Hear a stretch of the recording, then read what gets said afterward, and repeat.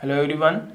In last lecture we have started the topic measurement of resistance. So in this unit we are having the measurement of resistance, inductance and capacitance with the help of bridge circuitry. Okay. So bridge circuit are classified in two types. First is DC bridge and the second one is AC bridge.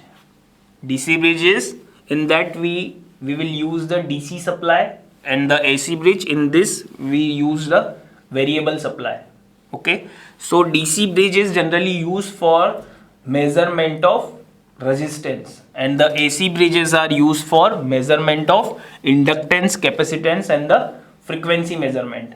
Okay, so first we will see the methods of resistance with the help of DC bridge. So that involves the Wheatstone bridge, Kelvin bridge and Mega Ohm bridge. Okay, Wheatstone bridge is used for measuring the value of medium resistance.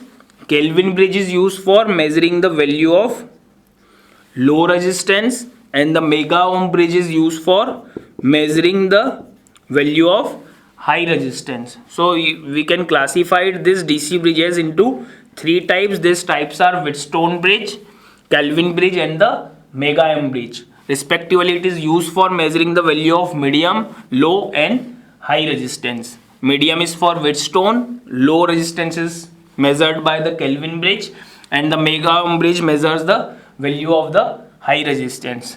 Likewise, AC bridges are classified. We can measure in the AC bridges as we use the variable supply. So we can measure the energy storage element like inductance, capacitance with the help of AC bridges. So for inductance there are various type of bridges.